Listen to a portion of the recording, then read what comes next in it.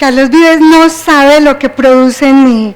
Esta mañana me levanté poniendo todo lo de él. No tiene ni idea. El día que yo me lo encuentre, cual adolescente de 15.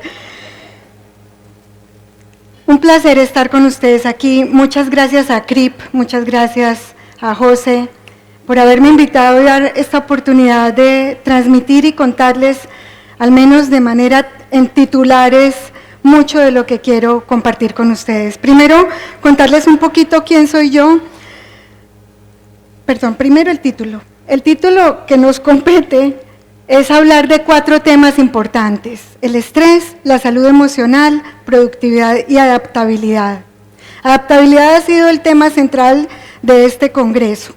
Mi pregunta desde ya para ustedes es: ¿cuál es el liderazgo que se necesita hoy en día? ¿Qué tipo de liderazgo se necesita? Y entonces, ahí sí viene, para que sepan quién les está hablando un poquito. Casada hace 32 años, madre de 3 grandes hijos, hijos grandes y grandes hijos. Comunicadora social y con una serie de estudios como comunicador que se respete, amamos estudiar. Y apasionada por la felicidad. Yo empecé en este tema porque me pregunté hace 20 años por qué no soy feliz si lo tengo todo. ¿Qué es entonces la felicidad? Encontré la psicología positiva, las neurociencias, y por allá en el 2008 encontré el tema de propósito de vida y ¡boom! Nació Contacto Humano Organizacional y hace 14 años he acompañado y acompaño una serie de empresas grandes y medianas a desarrollar un liderazgo más humano, más compasivo, más cercano, más humano. Y desde el año pasado soy la coordinadora académica del Diplomado Liderazgo desde la Felicidad del Arte de Ser Feliz en la Universidad Pontificia Bolivariana, y también junto con mis compañeras, colegas con las que dictamos el diplomado, creamos entrenamientos en felicidad. Entonces volvamos. ¿Cuál es el liderazgo que se necesita para estos tiempos? No voy a ahondar mucho de qué tiempos estamos hablando, creo que ha habido suficiente ilustración de a qué tiempos nos referimos y en qué tiempos estamos viviendo. Les pregunto y quiero ver manitos levantadas para quienes consideren que sí. ¿Se puede ser feliz y estar triste en el mismo instante? Ok. Les voy a pedir que hagamos el siguiente ejercicio. La instrucción es la siguiente. Con la persona de al lado van a escoger quién es el 1 y quién es el 2. El 1 le va a decir al 2, lo que pasa conmigo hoy es, y va a tener 1 minuto cronometrado para explicarle cómo estás realmente. Si yo tuviera una persona, yo le diría, mira, lo que pasa conmigo hoy es, estoy entre la mezcla de excitada, ansiosa, cansada, de todo un poquito, pero principalmente muy feliz. Y empezaría a explicar el nivel de intimidad que tú quieras. 1 minuto. Cuando acabe el minuto, el 2 tiene un candado en la boca, no puede hablar y no puede preguntar, sí, peleaste con tu esposa anoche, contá. No. Solamente escucha con un candado en la boca. Pasa el minuto. Yo digo, se acabó el minuto, con esta llave virtual abro el candado y se la paso al 1. El 2 tiene otra vez 1 minuto para decirle al 1 lo que pasa conmigo hoy es. Se acaba el minuto, volvemos al 1 y el 1 le dice al 2, lo que agradezco hoy es 1 minuto y luego cambiamos 4 minutos. ¿Estamos? Comenzamos. ¿Ya saben quién es el 1 y quién es el 2? Listo. Comenzamos. 1, 2, 3, ya.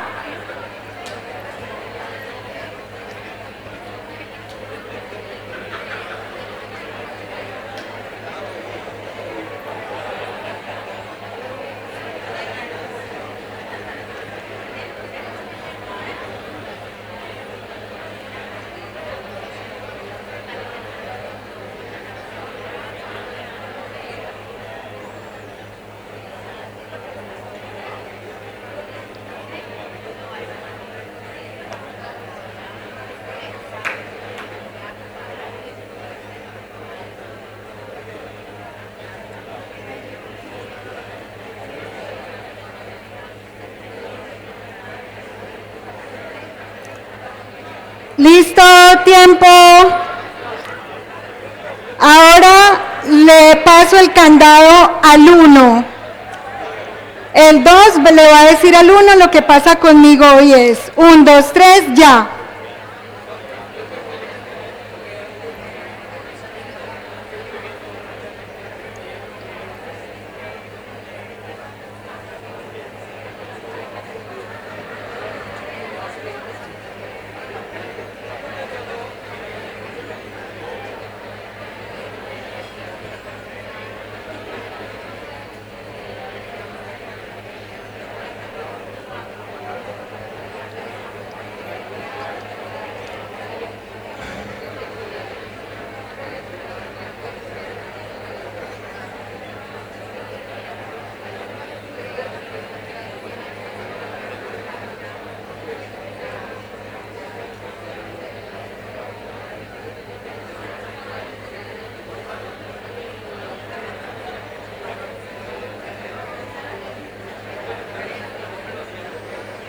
Listo, ahora cambio candados, el 1 le va a decir al 2, lo que agradezco hoy es ya.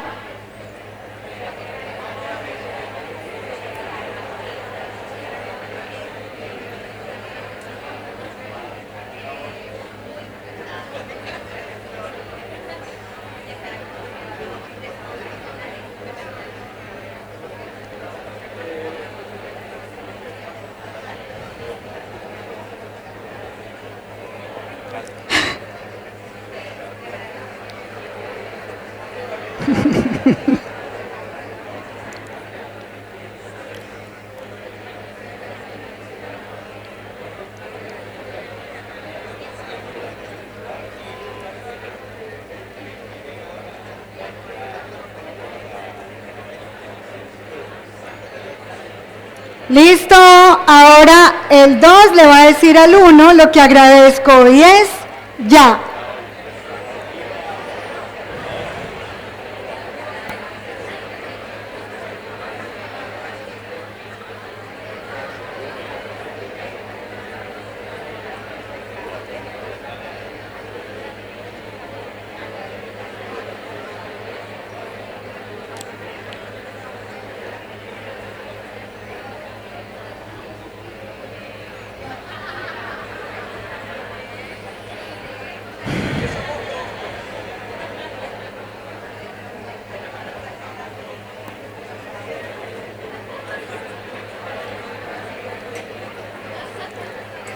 Muy bien, tiempo.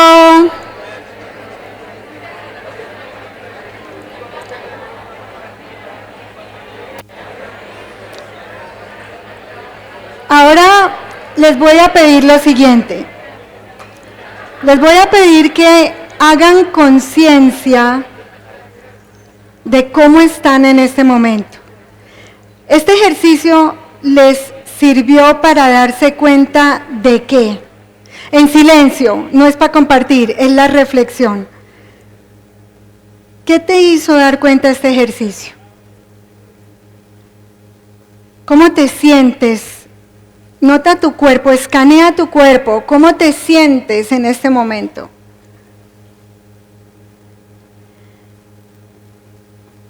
Y la otra pregunta es, ¿qué tal si este ejercicio que toma 4 minutos se instaura en las reuniones de los equipos de trabajo? ¿Qué podría pasar?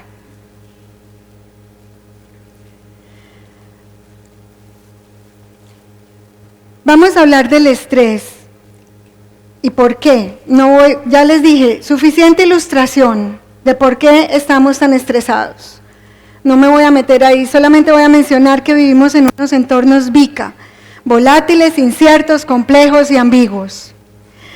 Esos entornos VICA, como todos bien sabemos, están generando fuertes problemas de salud mental, y ya ni hablemos después de la pandemia, en donde todos los síntomas que ven en pantalla se evidencian en familias, en organizaciones y en entornos educativos de todo nivel, desde primaria hasta universitarios.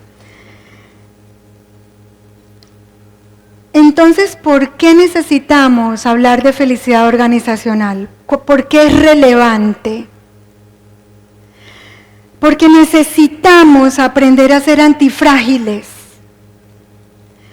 Porque todo esto es lo que se llama, depende de la dosis, de la intensidad, depende de unos factores, se llama desorden de estrés postraumático.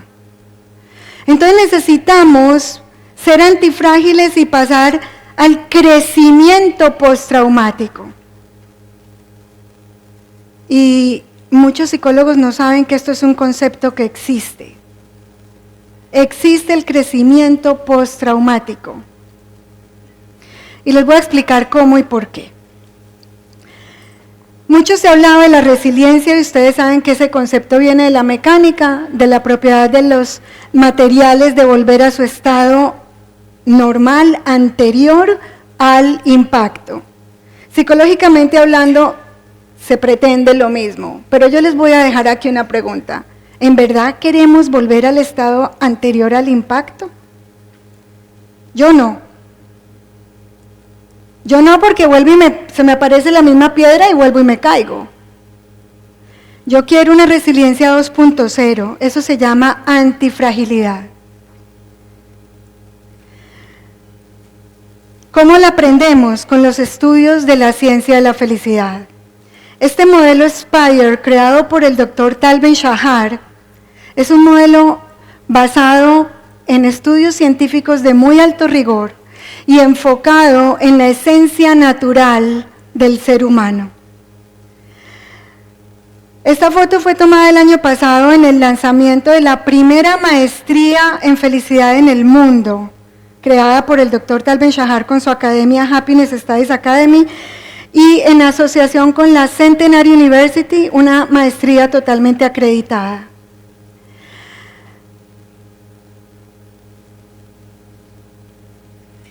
Ayer preguntaban, ¿cómo se le habla a la junta directiva para que invierta en felicidad? A la junta directiva, señores de recursos humanos, se les habla en su lenguaje. ¿Cuál es el lenguaje? Números. Se les habla con números, se les habla con soporte científico. Y la ciencia de la felicidad ya, gracias a Dios, tiene muchos soportes científicos que han demostrado que la felicidad trae un alto ROI. Que invertir en felicidad paga. Estos son algunos. Estamos hablando de adaptabilidad a los cambios. Harvard Business Review sustenta que invertir en felicidad incrementa la innovación en un 300%, hasta en un 300%. La retención hasta un 44%, dice Gallup. Martin Seligman en su libro Aprenda Optimismo dice, incrementa las ventas hasta un 37% y la productividad hasta un 31%, Greenberg y Arahuaca, y siguen los indicadores. Vamos a uno colombiano. ¿Cuál creen ustedes que de todos los entornos laborales para gestión humana es el más retador? Por aquí ayer me encontré una representante de la asociación de ese gremio. Los call centers. Los call centers tienen un altísimo reto porque el que va a entrar a un call center entra de escampadero. Para los que no entiendan qué es escampadero, es el mientras tanto. ¿Qué compromiso hay ahí? Estas son las estadísticas que Angie Corchuelo muy amablemente me compartió y comparte en su libro, en Contento BPS. Ellos llevan muchos años implementando felicidad. En los dos últimos, Angie, que es compañera mía de Happiness Studies Academy, está implementando el modelo SPIRE. La felicidad paga. Invertir en felicidad paga. Pero entonces, ¿de qué felicidad estamos hablando y qué podemos hacer? Primero, es importante que entiendan que la felicidad sí se puede aprender. ¿Que es un concepto subjetivo? Sí, claro. Y también es objetivo. Ser más feliz a pesar de los pesares sí es posible. La clave es buscar la felicidad de manera indirecta. ¿Cómo así? Tenemos el modelo Spire que tiene 5 dimensiones del ser humano, la S de espiritualidad, la P porque está en inglés de físico, la I de intelectual, la R de relacional y la E de emocional. Son 5 elementos de la naturaleza esencial del ser humano. ¿Qué significa? Que todas esas 5 dimensiones están interconectadas, es decir, esto es un sistema. Felicidad es lo mismo que hablar de bienestar integral. Felicidad no es alegría, porque felicidad no es un estado emocional. Felicidad es un bienestar integral. Por eso es que yo puedo estar triste y ser feliz. Yo puedo estar estresado y ser feliz. Yo puedo estar enojado y ser feliz. Yo puedo estar enfermo y ser feliz. Entonces este concepto de bienestar integral es muy alentador y muy esperanzador, porque nos invita a tener un pensamiento sistémico. ¿Y qué nos dice la teoría? ¿Qué nos dice Peter Senge con el pensamiento sistémico? Nos dice, cuando una parte del sistema cambia, todo el sistema tiene que cambiar. No es opcional. Entonces la pregunta es, ¿cuál parte del sistema del bienestar integral yo puedo empezar a cambiar para que me cambie todo el sistema como un piñón moviendo un engranaje? Cada uno de los elementos tiene una serie de técnicas soportadas en estudios científicos que mueven el engranaje. Entonces yo, para el título de esta conferencia, les traje unos. Vamos a hablar de estrés, salud emocional, adaptabilidad y productividad. ¿Qué es antifragilidad o resiliencia 2.0? Viene el concepto de Nassim Taleb en su libro Antifragilidad, que se basa en la naturaleza del ser humano, en donde cuando yo quiero fortalecer un músculo, yo lo que tengo que hacer es estresarlo, ponerle resistencia, para que crezca el bíceps. Si no, no crece, no se fortalece. Psicológicamente hablando, es lo mismo. Es gracias a los estresores es que nos fortalecemos. De manera que el estrés hay que cambiarle un poquito la mirada, como nos propone Kelly McGonigal en su libro El lado bueno del estrés. Y es, el estrés no solamente es inevitable, sino que es deseable. Aquí el tema, como todo en la vida, depende de la dosis. El problema del estrés no es el estrés, sino la falta de recuperación. Si yo me pongo a entrenar el bíceps todos los días, lo termino lastimándolo. Si yo no me desconecto de los agentes estresores, termino en desorden de estrés postraumático. Entonces necesitamos instaurar en nuestras vidas y en las organizaciones islas de cordura, islas de sanidad. Y hay muchas posibles. Y a cada uno le sirve distintas. Esas, las famosas y recontraconocidas pausas activas. ¿Cómo las podemos innovar, las pausas activas? Meditar. Señores, meditar tiene unos efectos en el cerebro muy poderosos. Meditar es simplemente poner atención a un solo objeto y ya. Puede ser tu respiración, puede ser escanear el cuerpo, puede ser una vela, puede ser lo que tú quieras. Es simplemente enfocar la atención en un solo sitio.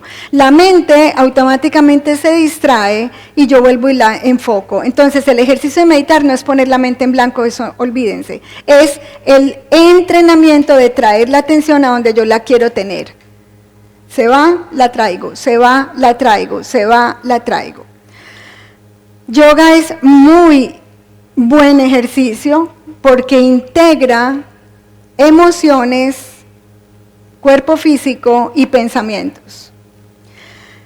Las relaciones significativas son fundamentales, son el predictor número 1 de felicidad. Harvard lleva 85 años estudiando qué nos hace felices a los seres humanos. Les recomiendo el video de BBVA, en donde habla Robert Baldinger, su actual director. Y no solamente las relaciones significativas son el predictor de felicidad, sino de salud integral. salud, estamos hablando de indicadores de la sangre, colesterol, triglicéridos, estamos hablando de inflamación. Las relaciones significativas son un potente desestresante. Obviamente 8 horas de sueño, revisemos si sí estamos durmiendo lo suficiente.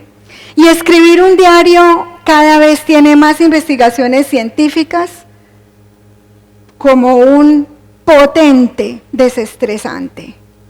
Escribir un diario que nadie lo tiene que leer, solo tú.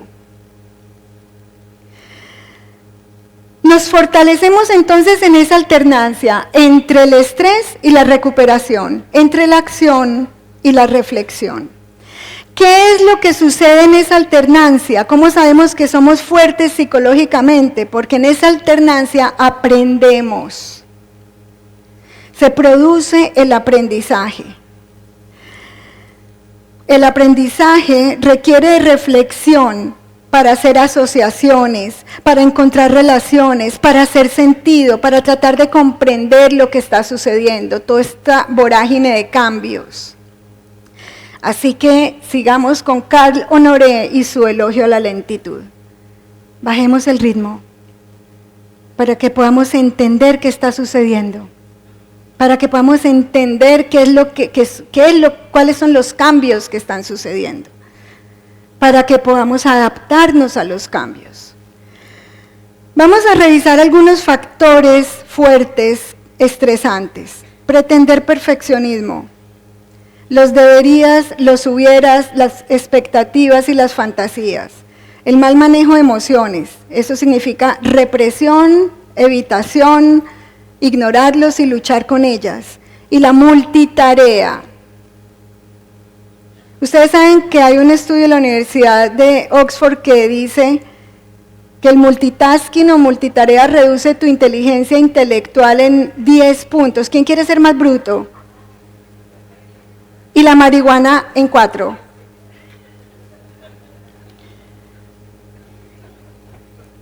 Así que para ser felices, Tal Ben-Shahar, que es un recontraacadémico, él dice que si yo tengo un secreto de la felicidad, no tengo uno, tengo 3.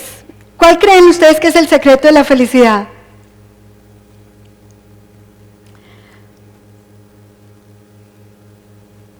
Realidad, realidad, realidad. El respeto por la realidad es indispensable para la salud mental. Y no lo dice solo Tal, lo dice Byron Katie, Eckhart Tolle, Martin Seligman y muchos más, Nathaniel Branden, David Schnarch, Brené Brown y muchos más. Esta frase a mí me cambió la vida cuando la vi hace unos años. Cuando peleas con la realidad, solamente pierdes el 100% de las veces, nada más.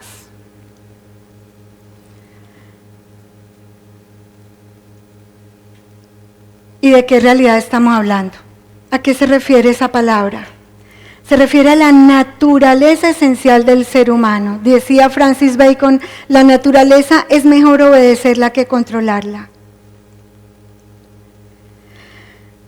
Y el modelo Spire está enfocado en la naturaleza del ser humano, soportado en estudios científicos de muy alto rigor. Entonces, el estrés lo vamos a manejar y a entender desde la antifragilidad. Ahora vamos a pasar a la salud emocional. El primer requisito aquí es darnos el permiso para ser humanos. Todas las emociones son normales, son legítimas, son morales.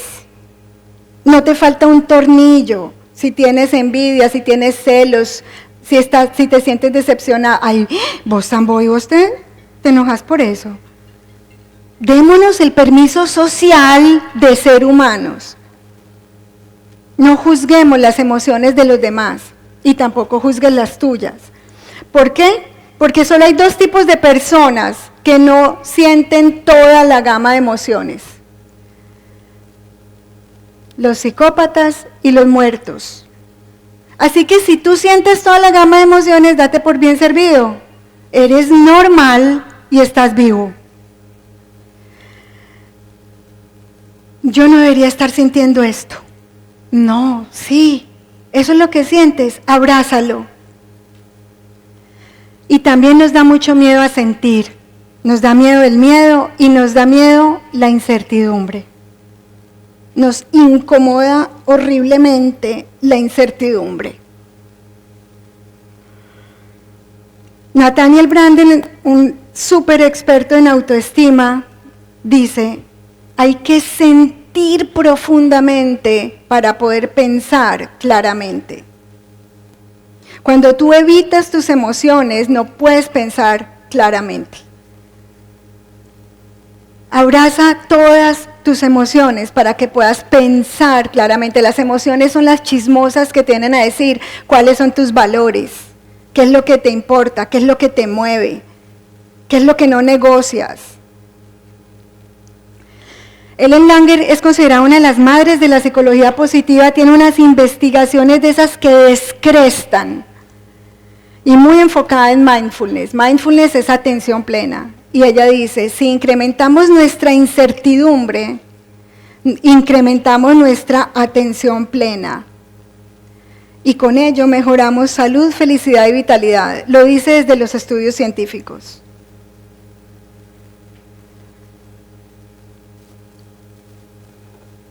Una vez le preguntaron al oráculo de Delfos, en la época de Sócrates, que quién era el más sabio de Atenas. Y Atenas, la metrópoli de la sabiduría. Y el oráculo contestó que Sócrates, y él no podía entender, se fue con todos los demás sabios a ver por qué, y entendió por qué. Entendió y dijo, claro, yo sí soy el más sabio, porque solo sé que nada sé.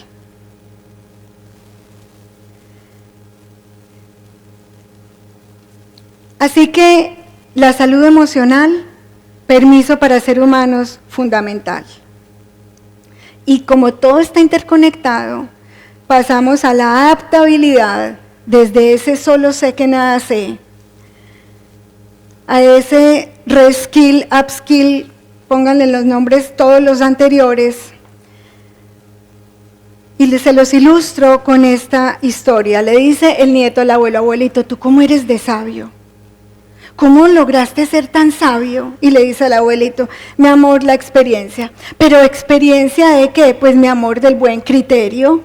Y le dice, ¿pero cómo lograste tener buen criterio? ¿Por el mal criterio? O aprendes a fallar o fallarás en aprender. Le tenemos, con ese perfeccionismo exacerbado, le tenemos pánico a equivocarnos. ¿Qué adaptabilidad y qué innovación puede haber cuando hay tanto miedo a equivocarse? Eso es lo que nosotros llamamos mentalidad de crecimiento, que viene de las investigaciones de Carol Dweck. La mentalidad de crecimiento se diferencia de la mentalidad fija porque tiene dos palabras que son las llaves que abren la mentalidad de crecimiento. La primera es sí. ¿Sí a qué? A las nuevas ideas, a lo nuevo, a lo diferente. Ayer hablaba Juan Carlos diciendo que el 16% de los entusiastas es suficiente para generar un cambio organizacional. Esos son los que dicen sí. Y la otra palabra es cuando estamos en el cambio y adaptándonos y aprendiendo nuevas habilidades y yo todavía no he logrado llegar a donde quiero lograr, entonces ¿cómo vas? No he logrado aún.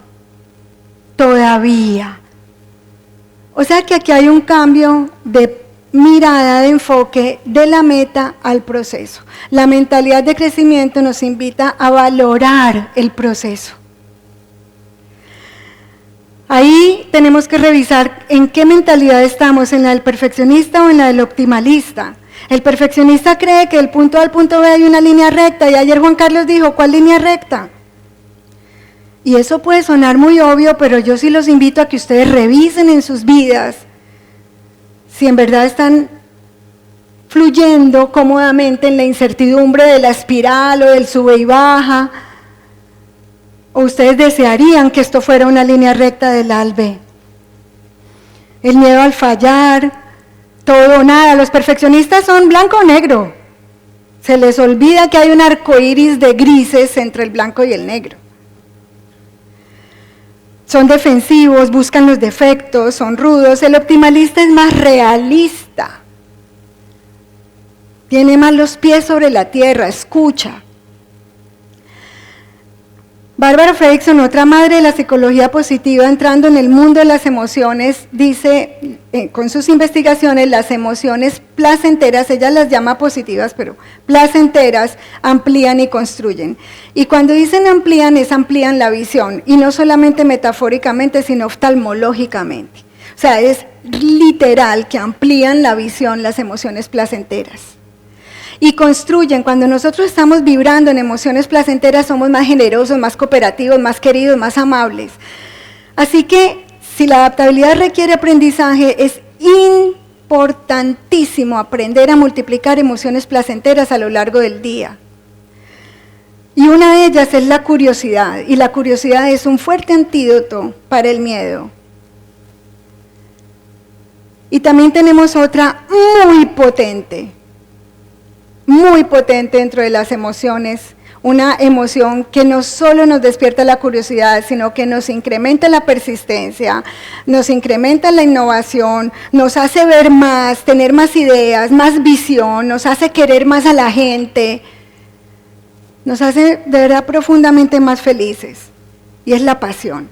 Ese 16%, esas personas entusiastas, yo pongo la firma que son gente apasionada. Son gente que se conocen, gente que saben quiénes son y qué es lo que les importa y los mueve en la vida. Y esa pasión nos lleva a descubrir el propósito de vida, del que hablaba también ayer el doctor Mejía. Ese propósito que es lo que le da sentido a lo que haces, ese propósito que te hace ver diferente los problemas y los agentes estresores, ese propósito que te levanta de la cama con ganas. Y ese propósito se descubre a través de las fortalezas de carácter, los valores, los talentos y las pasiones. Y ahí es donde está tu zona de máximo potencial creativo, donde las ideas te atropellan, donde asumes riesgos. Yo soy una convencida de que todos nacimos con un valor que agregar al mundo.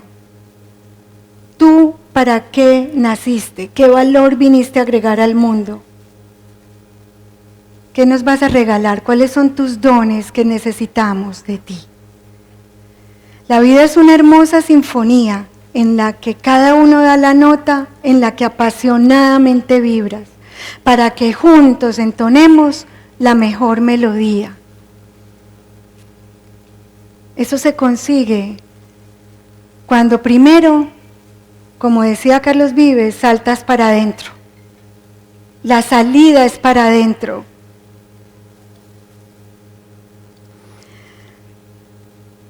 Así que para adaptarnos necesitamos esa mentalidad de crecimiento desde la zona de máximo potencial creativo. Y la productividad, ¿cuál creen ustedes que es el factor diferenciador de los equipos de alto desempeño? Se llama seguridad psicológica, un concepto desarrollado por la doctora Amy Edmondson. Seguridad psicológica es esos equipos laborales en donde a ninguno le da miedo proponer, preguntar, decir, opinar, cuestionar, en donde es un equipo que tiene tanta cohesión que son capaces de asumir riesgos.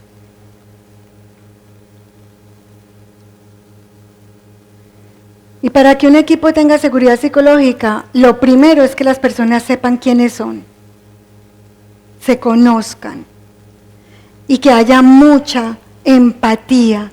Y la necesidad de empatía requiere un liderazgo que aprenda a escuchar. Unos líderes que sepan escuchar. Pero para yo poder saber escuchar y ser empático, yo me tengo que escuchar a mí primero.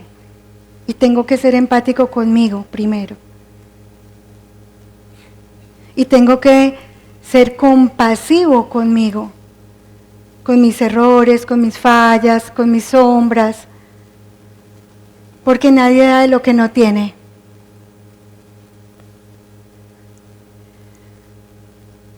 ¿Cuál es el liderazgo que necesitamos ahora? Un liderazgo compasivo, un liderazgo inspirador, un liderazgo coherente. Ahora que venga mi jefe a decirme qué tengo que hacer cuando él no lo hace.